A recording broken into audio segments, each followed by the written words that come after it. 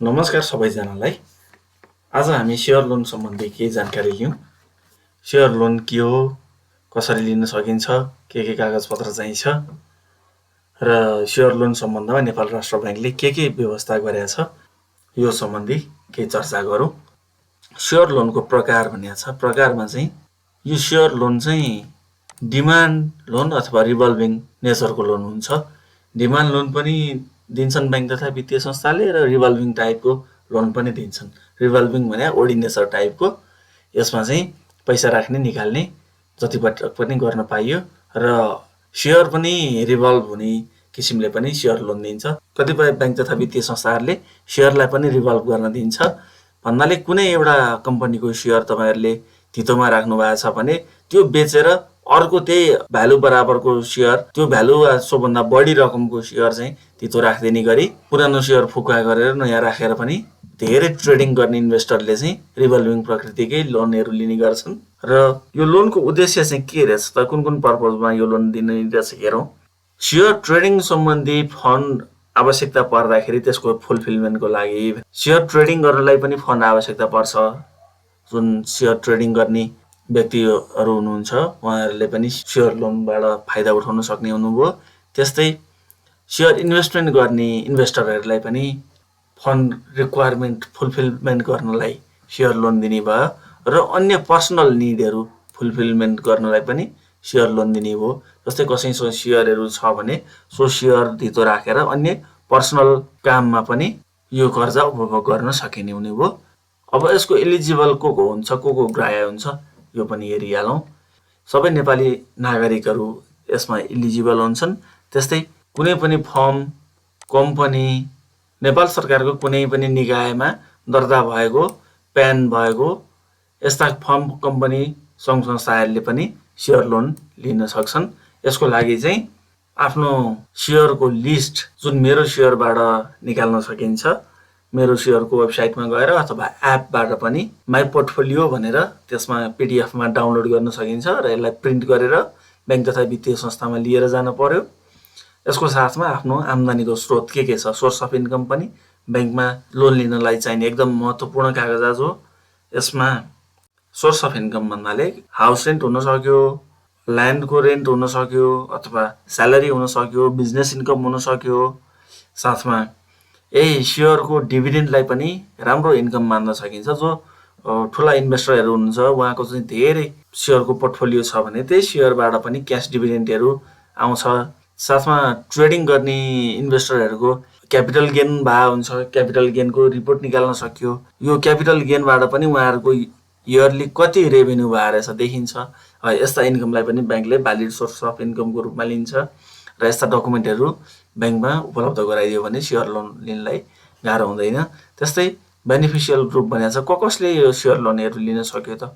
इन्भेस्टरहरू, कुनै स्यालेरिड इन्डिभिजुअल्स भने तलब खाने कोही व्यक्तिहरू, अथवा आफै स्वरोजगार व्यक्तिहरू, अथवा कुनै फर्म, कम्पनी अथवा सङ्घ संस्थाहरू, उहाँहरूले पनि आफ्नो फर्मकै नाममा पनि लोन लिन सक्नुहुनेछ। यी त भयो नेपाल राष्ट्र बैंकबाट यो सेयर धितो कर्जामा। सेयर धितो कर्जालाई मार्जिन लेन्डिङ पनि भन्छन्। मार्जिन लेन्डिङ प्रकृतिको कर्जामा के कस्ता व्यवस्थाहरू गरेको रहेछ यो विषयमा पनि चर्चा गरौँ। यो धितो पत्र विनियोग बजारमा सूचीकृत संस्थाको सेयरको धितोमा बैंक तथा वित्तीय संस्थाबाट प्रभाव हुने मार्जिन प्रकृतिको कर्जाका सम्बन्धमा दिएका शर्त पालना गरेर मात्र सो अनुसारको कर्जा प्रदान गर्न सकिनेछ भनेको छ।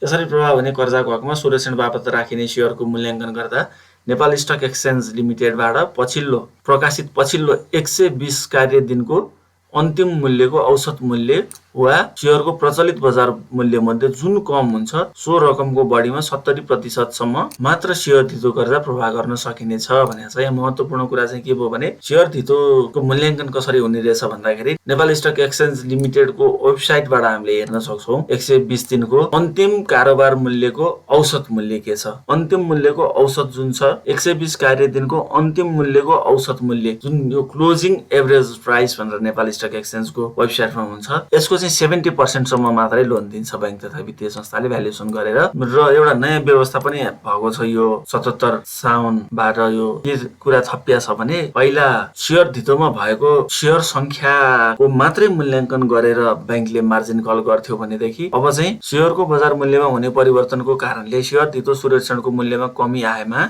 सम्बन्धित बैंक तथा वित्तीय संस्थाले सोको मूल्य अनुगमन गरी थप धितोको लागि ऋणी ग्राहकलाई सूचित गर्नुपर्नेछ। मार्जिन कल गर्दा उक्त शेयरमा प्राप्त हुने यकिन भएको हकप्रद र बोनस शेयरहरू सूचीकरण नभएको अवस्थामा समेत धितोमा राखिएको शेयर संख्यामा गणना गर्न सकिनेछ भनेपछि जुन आउने भनेर डिक्लेयर भइसकेका राइट शेयरहरू र बोनस शेयरहरू पनि जुन लिस्टेड नहुँदै आफ्नो खातामा नआउँदै पनि यसलाई समेत गणना गरेर शेयरको मूल्याङ्कन गर्न पाउनेछ भनेको छ। यसले गर्दा ऋणीलाई लगानीकर्तालाई धेरै नै सहज हुनेछ।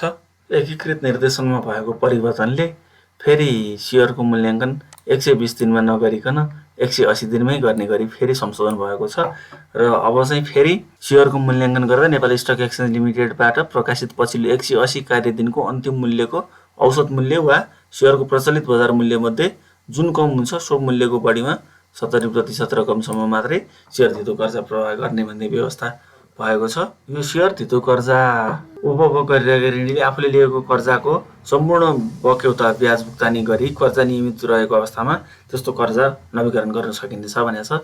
यो 1 वर्ष रिभल्भिङ अथवा रिन्युएबल लोन हो।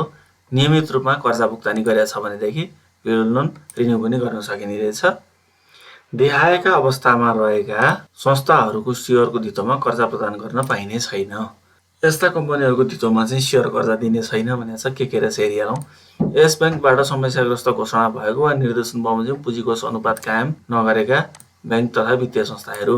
राष्ट्र बैंकले पुँजीकोष पुरा नगरेका भनेर समस्याग्रस्त घोषणा भएका बैंक वित्तीय संस्थाहरू, नेटवर्थ ऋणात्मक भएका संस्थाहरू जसको चाहिँ नेटवर्थ ऋणात्मक छ ती संस्थाहरूको पनि शेयर धितोमा कर्जा पाइँदैन।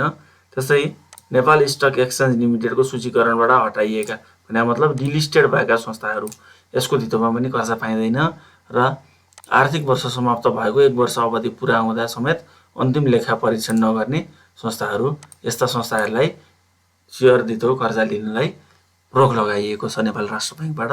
तर यो भन्दा पनि प्राय बैंक तथा वित्तीय संस्थाहरूले नेपाल स्टक एक्सचेन्जले ए क्लास भनेर लिस्टिङ गरेका कम्पनीहरू हुन्छन् त्यसमा मात्रै लोन दिन्छ। अरू कम्पनीहरूलाई दिनलाई त्यति अरू कम्पनीहरूमा शेयर लोन दिनलाई अलिक गाह्रै हुन्छ। यसको लागि सम्बन्धित बैंक तथा वित्तीय संस्थाहरूले एउटा रोस्टर लिस्ट भनेर प्रकाशन गरे हुन्छ। प्राय वेबसाइटमा पनि अपडेट हुन्छ त्यो कुन कुन संस्थाहरू चाहिँ इलिजिबल छन् त्यो बैंकमा लोन लिनलाई भनेर त्यही रोस्टरबाट पनि हामीले हेर्न सक्छौँ। यस्तो मार्जिन प्रकृतिका कर्जाहरू चाहिँ कति दिने रहेछ त बैंक तथा वित्तीय संस्थाहरूले यो पनि हेरौँ। आफ्नो प्राथमिक पुँजीको बढीमा 40% सम्म मात्रै प्रवाह गर्न सक्नेछन् भनेको छ यस्तो मार्जिन प्रकृतिका कर्जाहरू भन्नाले। जस्तै एउटा बैंकको कोर क्यापिटल 10 अर्ब छ भने घटीमा पनि 10 अर्बभन्दा माथि नै प्राय बैंक तथा वित्तीय संस्थाका कोर क्यापिटल अहिले 10 अर्बभन्दा माथि नै छ। 10 अर्ब हुँदाखेरि पनि 4 अर्बसम्म चाहिँ एउटा बैंक तथा वित्तीय संस्थाले लोन दिन सक्छ। अब बैंक तथा वित्तीय संस्थाहरूले संस्थापक शेयर धितो बन्धग्राही कर्जा प्रवाह गर्ने सम्बन्धमा के व्यवस्था रहेछ त्यो पनि हेरिहालौँ। अर्डिनरी शेयर अथवा इक्विटी शेयर भन्दा संस्थापक शेयर धितो राखेर कर्जा लिनलाई केही गाह्रो छ। यसको लागि भ्यालुएसन गर्ने तरिका पनि फरक छ। बैंक तथा वित्तीय संस्थाहरूले 1% भन्दा बढी संस्थापक शेयर धारण गरेका संस्थापक समूहका शेयरधनीहरूले आफूले धारण गरेको संस्थापक शेयर मध्ये 50% भन्दा बढी शेयर धितो राखी कर्जा लिन पाउने छैन। धितो रोका गरी अभिलेख राख्ने बैंक वा वित्तीय संस्थाले यस व्यवस्थाको पालना हुने गरी मात्रै धितो रोका राख्नुपर्नेछ भनेको छ। 1% भन्दा बढी शेयर धारण गर्ने व्यक्तिहरूले चाहिँ आफूले धारण गरेको शेयरको 50% मात्रै धितो राख्न पाउने भयो र 2% भन्दा बढी शेयर धारण गर्ने संस्थापकहरूको लागि चाहिँ राष्ट्र बैंकबाट स्वीकृति लिएर मात्रै शेयर धितो राख्न पाउने व्यवस्था गरेको छ। अब यो संस्थापक शेयरको धितोको लागि चाहिँ धितोमा राख्ने शेयरको मूल्याङ्कन कसरी गर्ने रहेछ यो पनि हेरिहालौँ। यसको लागि चाहिँ साधारण शेयरको पछिल्लो 180 कार्य दिनको औसत मूल्यको बढीमा 50% मूल्य वा संस्थापक शेयरको अन्तिम कारोबारको मूल्यमध्ये जुन कम हुन्छ सोको आधारमा मूल्य कायम गर्नुपर्ने छ भनेको छ। यो भने मतलब चाहिँ अब यो संस्थापक सेयरको धितोमा कर्जा प्रवाह गर्ने प्रयोजनका लागि चाहिँ सुरक्षण बापत राखिने सेयरको मूल्याङ्कन गर्दा साधारण सेयरको पछिल्लो 180 कार्यदिनको औसत मूल्यको बढीमा 50% मूल्य वा संस्थापक सेयरको अन्तिम कारोबार मूल्यमध्ये जुन कम हुन्छ सोको आधारमा मूल्य कायम गर्नुपर्नेछ। यसरी कायम गरिएको मूल्यको बढीमा 50% रकमसम्म मात्रै कर्जा दिन सकिनेछ।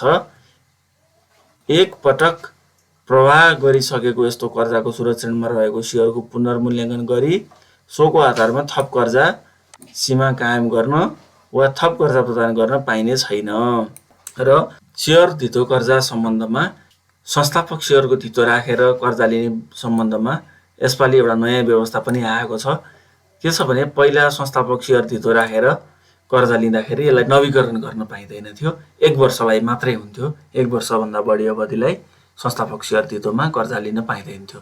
तर अब चाहिँ संस्थापक सेयर धितो बन्धक राखी कर्जा प्रवाह गर्दा त्यस्तो कर्जाको नवीकरण तथा पुनर्संरचना र पुनर्तालिका गर्न पाइने छैन। तर भन्यो यहाँबाट के भन्यो त भन्दा तर 0.5% सम्म संस्थापक सेयर स्वामित्व रहेका संस्थापकहरूले सेयर धितो राखी कर्जा उपभोग गरिरहेको भएमा कर्जाको सम्पूर्ण बक्यौता ब्याज भुक्तानी भई कर्जा नियमित रहेको अवस्थामा त्यस्तो कर्जा नवीकरण गर्न बाधा पर्ने छैन। भने यसको अर्थ जसले चाहिँ नियमित रूपमा ब्याज तिरिरहेछन् र 0.5% भन्दा कम सेयर धारण गर्ने संस्थापकहरू छन् उहाँहरूको चाहिँ लोन रिन्यू गर्नलाई पाइन्छ। यो चाहिँ संस्थापक सेयर सम्बन्धमा नेपाल राष्ट्र बैंकबाट जारी निर्देशनहरू भयो।